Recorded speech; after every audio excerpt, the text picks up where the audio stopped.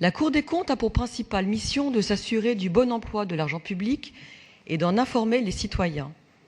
Contrôler et évaluer, c'est bien l'objet du rapport de la Chambre régionale des comptes relatif à l'exercice des compétences scolaires et périscolaires, qui fait suite à la mise en place des nouveaux rythmes scolaires en 2013. Pour ce qui est de l'information des citoyens, ce rapport complète la MIE de 2016, à laquelle ma collègue Béatrice Lecouturier avait apporté une solide contribution dans la continuité des propositions de notre groupe depuis la mise en place des temps d'activité périscolaire et que nous continuons à défendre.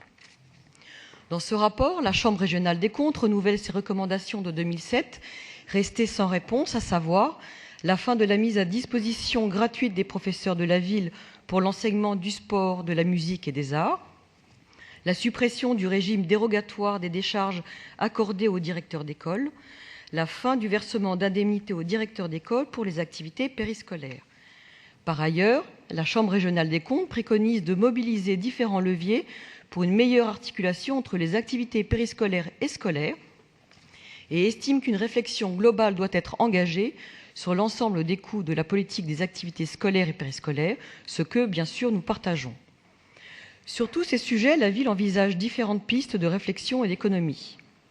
Cependant, il serait paradoxal qu'après le saut qualitatif de 2013, ayant consisté à déclarer l'ensemble des activités périscolaires comme structure d'accueil collectif de mineurs, renforçant par là même les normes d'encadrement, la ville envisage aujourd'hui d'alléger les taux d'encadrement, notamment lors de la fameuse pause méridienne que l'on sait accidentogène. Quant aux sources d'économie à réaliser, la question de leur nécessité se pose. Est-ce véritablement sur le volet éducation et scolarité qu'il s'agit de restreindre des moyens alloués ?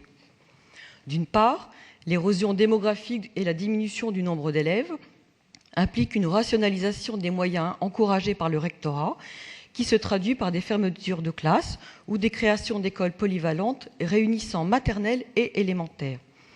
Cette solution que vous privilégiez devrait permettre de dégager des économies de fonctionnement, notamment en termes de maintenance et d'entretien du patrimoine mobilier, qui constitue un poste de dépense non négligeable.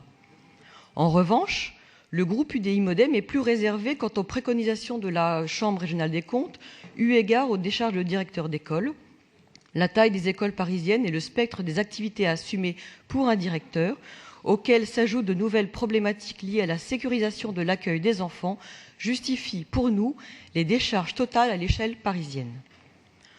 Quant au PVP, si cette spécificité parisienne peut étonner ou être légitimement questionnée, il apparaît difficile d'y mettre fin dans l'immédiat. Néanmoins, une meilleure implication dans les projets périscolaires pourrait être envisagée, voire même une réflexion plus globale sur leur statut et l'opportunité d'organiser de nouveaux concours.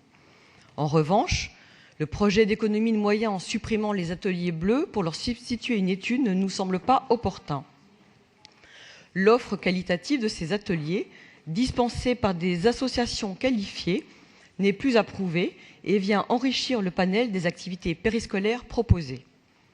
Enfin, le pilotage de la fonction RH doit être réellement amélioré dans la perspective d'une évaluation rigoureuse des moyens déployés.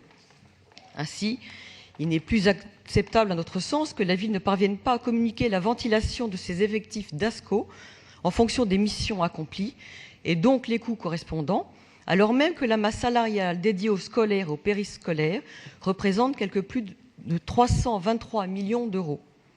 La fourniture de données précises est essentielle pour jauger de la pertinence et de la légitimité de l'action publique.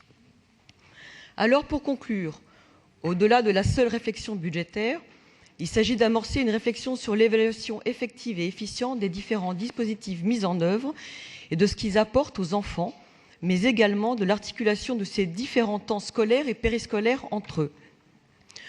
Je ne vous ferai pas l'offense, monsieur le maire, de vous rappeler que depuis juin 2017, les maires peuvent déroger à l'organisation de la semaine de 4 jours et demi, sujet sur lequel vous êtes inflexible. Je n'insisterai pas non plus sur la réflexion que nous devrions d'ores et déjà conduire de façon collective quant à l'obligation faite de scolarisation des enfants dès 3 ans. Mais le groupe UDI Modem réitère sa demande, telle que formulée dans son vœu déposé lors de la séance du mois de mai dernier, à savoir qu'une consultation soit organisée associant Parisiennes et Parisiens et équipes éducatives par le biais des conseils d'école, afin d'envisager notamment la suppression des ateliers TAP en très petites et petites sections maternelles. Je vous remercie de votre attention.